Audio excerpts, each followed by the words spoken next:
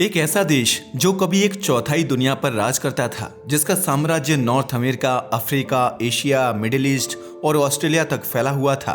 दुनिया में शायद ही कभी किसी देश की इंपॉर्टेंस इतनी हो जितनी इस देश की थी। इस देश की पहुंच का अंदाजा आप इस बात से लगा सकते हो कि सूरज निकलता भी इसी साम्राज्य से था और डूबता भी इसी साम्राज्य में था। तभी तो कहते थे कि इस देश का सूरज कभी ढलता नहीं है, मगर कभी जिस देश का सूरज तक नहीं ढलता था, आज वह खुद ढल रहा है। आखिर ऐसा क्या हुआ कि 100 साल के अंदर दुनिया का मोस्ट पावरफुल देश केवल 94,000 स्क्वायर किलोमीटर में बचा हुआ है, जबकि कभी दुनिया का 40% हिस्सा इसी के अंडर में आता था। अब आप सोच रहे होंगे कि आखिर हम बात किसकी कर रहे हैं, तो बताते चले हम बात कर रहे हैं भारत को सदियों तक गुलामी में जकड़े रहने वाले ग्रेट ब्रिटेन या कहें यूके की। मगर आज वर्ल्ड की मोस्ट पावरफुल कंट्री कोलैप्स करके अपनी हिस्ट्री के वर्स्ट इकोनॉमिक क्राइसिस तक पहुंच गई है, जिसका अंदाजा आप इस बात से लगा सकते हो कि इनका कर्ज इनकी जीडीपी के 99% तक पहुंच गया है, जो किसी भी देश के लिए चिंता की बात है। लेकिन 100 साल के अंदर आखिर ऐसा हुआ तो हुआ कैसे?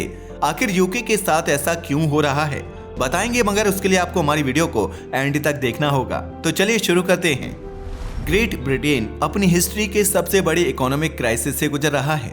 इसका अंदाजा आप इस बात से लगा सकते हो कि यहाँ का कर्ज जीडीपी के 99% तक पहुंच चुका है, जबकि इसके पड़ोसी देशों की बात की जाए तो आयरलैंड का कर्ज जीडीपी का 43% और जर्मनी का डेट उसकी जीडीपी का 64% है। लेकिन केवल डेट ही नहीं, बल्कि यूके में और भी बहुत सारी समस्याएं देखने को मिल रही हैं, जिसके कारण ऐसा लग रहा है कि दुनिया पर हुकूमत करने वाला यह देश अब डिक्लाइन की ओर जा रहा है। ऐसा इसलिए क्योंकि यहाँ पर होमलेस लोगों का परसेंटेज पिछले 30 सालों में सबसे अधिक देखा जा रहा है, जिसका अंदाजा आप इस बात से लगा सकते हैं कि यह 50% तक बढ़ गया है। साथ ही यहाँ पर और भी बहुत सारी समस्याएं देखने को मिल रही हैं। मगर सोचने वाली बात है कि जिस देश को दुनिया में सबसे ज्यादा अहमियत दी जाती थी, जहां हाई वेजेस और जॉब की चाहत में दुनिया भर के लोग ब्रिटेन का रुख करते थे, वह ब्रिटेन आखिर पिछले 16 साल से 2008 के स्तर पर ही क्यों अटका पड़ा है, जबकि यहाँ इन्फ्लेशन रेट 40 सालों में सबसे अधिक हो चुकी है, जिसकी वजह से हजारों स्किल्ड वर्कर्स यूके छोड़ने पर मजबूर हो गए हैं। अब आप जानकर हैरान रह जाएंगे कि दुनिया की 6th लार्जेस्ट इकोनॉमी कहलाने वाली यूके में 1 करोड़ से भी ज्यादा लोग एक्सट्रीम पॉवर्टी में जी रहे हैं। और ये हम नहीं कह रहे, बल्कि यूके में पब्लिश हुई एक रिपोर्ट का कहना है। क्या? जी हाँ, आपने सही सुना। भारत को सपेरों और भिखारियों का देश कहने वाले ब्रिटेन का हाल अब इतना बदल चुका है कि लोग यहाँ रहना नहीं चाहते और नौकरियों की तलाश में दूसरे देशों में मूव कर रहे हैं। यही नहीं, जिन देशों पर कभी ब्रिटेन ने शासन किया था, आज उन्हीं की अर्थव्यवस्था ब्रिटेन से कहीं ज्यादा बेहतर हो गई है और ब्रिटेन की अर्थव्यवस्था पूरी तरह से गिरावट की ओर जा रही है।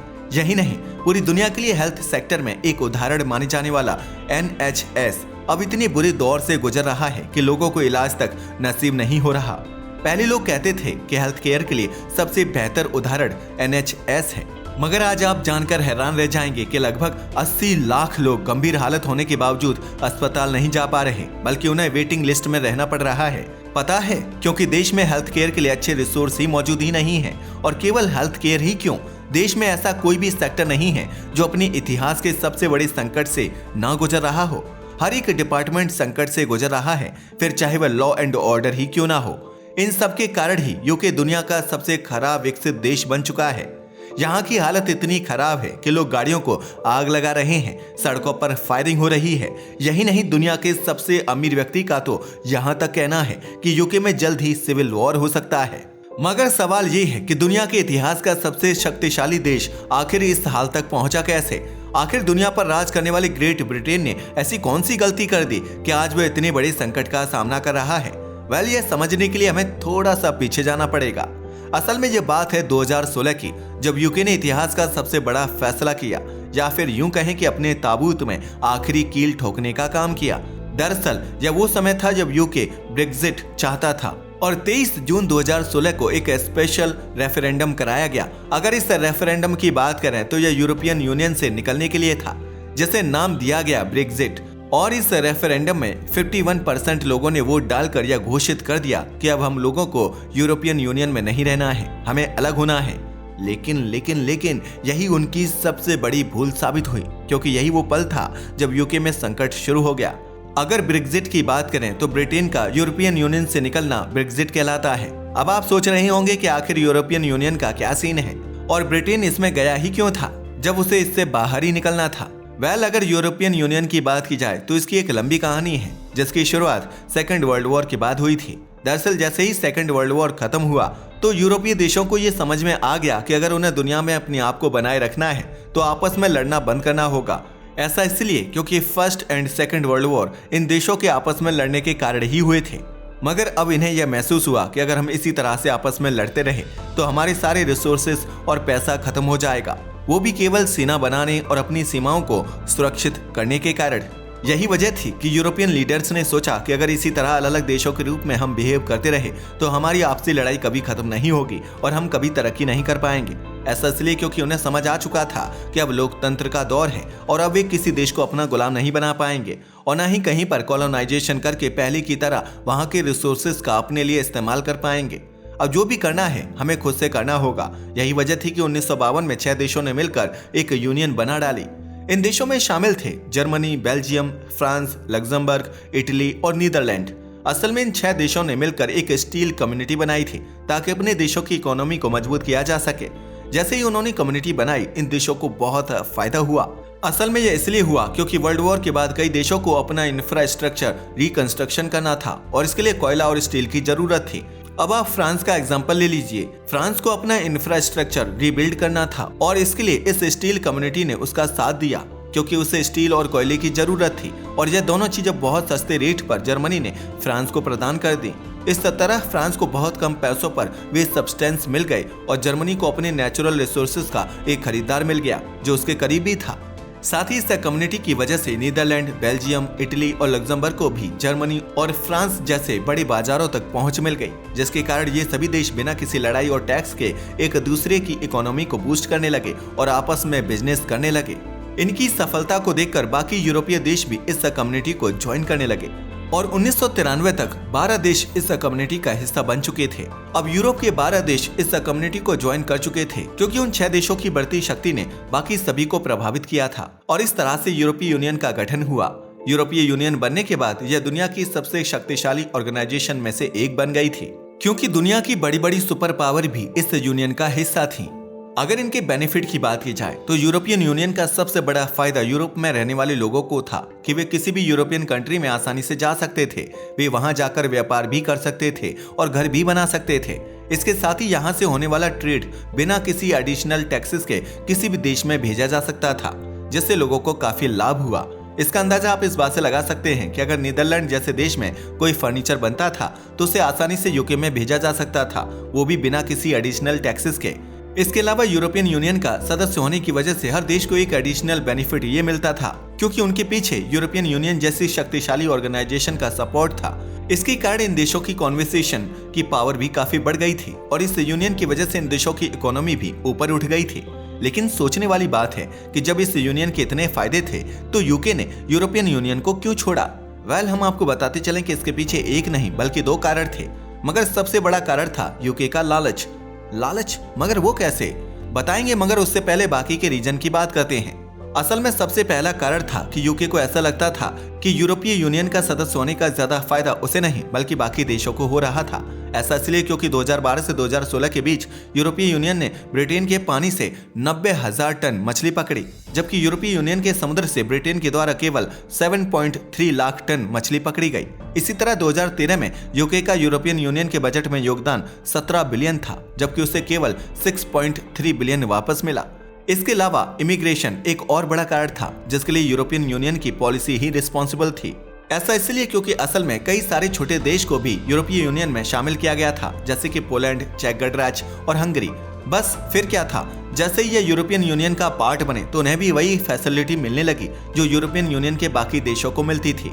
मगर इसका सबसे बड़ा खामियाजा यूके को ही भुगतना पड़ा। ऐसा इसलिए क्योंकि पोलैंड, चेक गणराज्य और हंगरी जैसे गरीब देशों से लोग यूके में आकर बसने लगे थे, जिसका अंदाजा आप इस बात से लगा सकते हो कि 2004 में यूके की विदेशी आबादी 5.3 मिलियन थी, जो 2021 में बढ़कर 9.5 मिलियन हो गई। इस माइग्रेशन की वजह से यूके के लोगों को स्टडी एंड एम्प्लॉयमेंट में प्रॉब्लम होने लगी और असंतोष बढ़ने लगा। लेकिन इसके अलावा भी यूके यूरोपियन यूनियन से परेशान था। असल में 2010 में अरब वर्ल्ड में शुरू हुई सिविल वॉर के बाद यूरोपियन यूनियन ने यूरोप में इमिग्रेंट्स के लिए अपने बॉर्डर खोल दिए, जिससे यूके पर और भी अधिक दबाव आ गया। यही वो वजह थी जिसके कारण यूके के लोग सोचने लगे कि अगर हम यूरोपीय यूनियन का हिस्सा नहीं होते तो हम अपने डिसीजन खुद ले सकते थे और साथ ही अपने रिसोर्सेज का बेहतर उपयोग कर सकते थे।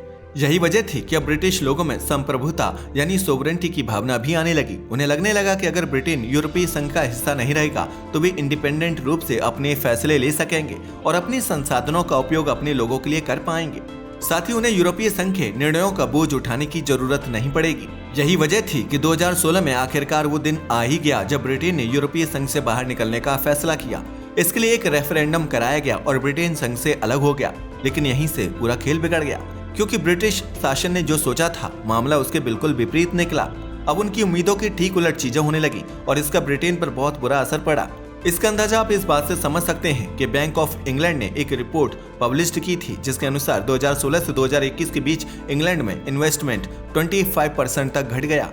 इसके अलावा ट्रेड में भी नुकसान हुआ। वैसे हम आपको बताते चले कि ब्रिटेन का यह हाल केवल ब्रेक्जिट की वजह से ही नहीं है। ऐसा नहीं है कि इसके बिना ब्रिटेन सर्वाइव ही नहीं कर पाता। इनफैक्ट वैसे ये बात बिल्कुल सही है कि शायद ब्रेक्जिट से ब्रिटेन उभर भी जाता। लेकिन सबसे बड़ी समस्या कोविड ने खड़ी कर दी और फिर वे कोविड से निपटे भी नहीं थे कि इधर रूस यूक्रेन युद्ध शुरू हो गया। इससे संकट बढ़ते चले गए। एक तरफ इन्वेस्टमेंट लगातार कम होता जा रहा था और दूसरी तरफ रूस यूक्रेन युद्ध के कारण ब्रिटेन यूक्रेन को रूस के खिलाफ भारी फंडिंग कर रहा था और साथ ही रूस पर एनर्जी रेस्ट्रिक्शंस भी लगाए जा रहे थे, जिसके कारण वह चीप ऑयल एंड गैस भी नहीं खरीद पा रहा था। इसके परिणाम स्वरूप ब्रेक्जिट के बाद ब्रिटेन का डेट पूरी तरह से पीक पर पहुंच गया। इसका मेन रीजन यह था कि ब्रेक्जिट से पहले यूरोपियन यूनियन ब्रिटेन का सबसे बड़ा बिजनेस पार्टनर था, जिसे आप ऐसे समझ सकते हो कि ब्रिटेन का 48% आयात यूरोपीय संघ से हुआ करता था और इस पर किसी भी तरह की कस्टम ड्यूटी नहीं लगती थी। लेकिन ब्रेक्जिट के बाद ब्रिटिश सामान बिना टैक्स के यूरोप नहीं जा सकता था, जिसके कारण उन्हें भारी नुकसान उठाना पड़ा। हालांकि उन्होंने इस गलती को सुधारने की कोशिश की। 2020 में ब्रिटेन ने यूरोपीय संघ के साथ फ्री ट्रेड एग्रीमेंट साइन किया, जिसके तहत ब्रिटेन और यूरोप बिना किसी टैक्स या कस्टम ड्यूटी के व्यापार कर सकते थे। लेकिन तब तक बहुत देर हो चुकी थी। ब्रिटेन को सबसे बड़ा नुकसान ये हुआ कि वह एक सर्विस बेस्ड इकोनॉमी है और ऐसी इकोनॉमीज फाइनेंशियल क्राइसिस में बहुत वल्नरेबल, असुरक्षित साबित होती हैं। और वैसे अगर उनके पास सर्विस के अलावा कोई और विकल्प होता तो शायद वे इतने वल्नरेबल नहीं होते। इसका अंदाजा आप इस बात से लगा सकते हैं कि 2008 के फाइनेंशियल क्राइसिस में यूरोप और वेस्टर्न वर्ल्ड को बहुत बड़ा झटका लगा था, लेकिन चीन और भारत जैसे देश बच गए थे। पता है क्यों? क्योंकि चीन एक मैन्युफैक्चरिंग इकोनॉमी है, इसलिए उसे फाइनेंशियल क्राइसिस में उतना नुकसान नहीं हुआ जितना यूरोप और अमेरिका को हुआ था। साथ ही भारत में मनरेगा जैसी स्कीम ने भारत को इस संकट से बचा लिया था। यही वजह थी कि 2008 में जहां वित्तीय सेक्टर और आईटी इंडस्ट्री में नौकरियों में जबरदस्त कटौती हुई, वहीं नेस्ले और पीएनजी जैसी कंपनियों को कोई खास फर्क नहीं पड़ा। अगर इसकी वजह की बात की जाए तो ऐसा इसलिए था क्योंकि ये कंपनियां ऐसी वस्तुएं बनाती हैं जिनका उपयोग इंसान करेगा ही करेगा, जैसे साबुन, तेल आदि, जिन्हें छोड़ना मुश्किल होता है। इसी तरह मैन्युफैक्चरिंग सेक्टर सर्विस सेक्टर की तुलना में अधिक नौकरियां भी पैदा करता है, जिससे इन देशों को संकट से बचने में मदद मिली थी। लेकिन यूके के साथ ऐसा कुछ नहीं हुआ क्योंकि उनकी अर्थव्यवस्था सर्विस बेस्ड है। साथ ही ब्रेक्जिट का एक और बड़ा नुकसान ये हुआ कि यूके में आज जबरदस्त लेबर शॉर्टेज है। 2024 की एक रिपोर्ट के अनुसार यूके में 30,000 नर्सों की कमी है। ब्रिटेन वास्तव में अपने सबसे मुश्किल दौर से गुजर रहा है। इसका अंदाजा इस बात से लगाया जा सकता है कि यूके की करेंसी डिवैल्यूड हो रही है। साथ ही यहाँ इन्वेस्टमेंट नहीं हो रहा है, जिसके कारण हेल्थ सर्विसेज पर खर्च करने के लिए भी एनफ मनी नहीं है। इसके कारण प्रॉब्लम और अधिक सीरियस होती जा रही है क्योंकि नौकरियां पैदा नहीं हो रही हैं, महंगाई लगातार बढ़ रही है, जिसके कारण ब्रिटिश नागरिकों में गुस्सा भी बढ़ता जा रहा है और यह गुस्सा कभी इमिग्रेंट्स पर तो कभी अदर रेशियल ग्रुप्स पर निकल रहा है। इससे क्लियर है कि यूके वास्तव में इस समय एक बहुत ही डीपनिंग क्राइसिस में फंसा हुआ है और इसका जिम्मेदार वह खुद है, ना कि कोई और। तो देखा आपने कैसे गलत फैसलों और स्वार्थी सोच ने ब्रिटेन को आज इस मुकाम पर ला खड़ा किया है, जहां से ब्रिटिश साम्राज्य शायद ही कभी वापस आ पाए, क्योंकि अब ये ग्रेट ब्रिटेन ढहने की कगार पर है। वैसे आपका इसके बारे में क्या ख्याल है? अपनी राय हमें कमेंट करके जरूर बताएं। साथ ही अगर आपको हमारी वीडियो पसंद आई हो तो इसे लाइक करें और हमारे चैनल को सब्सक्राइब करें। धन्यवाद।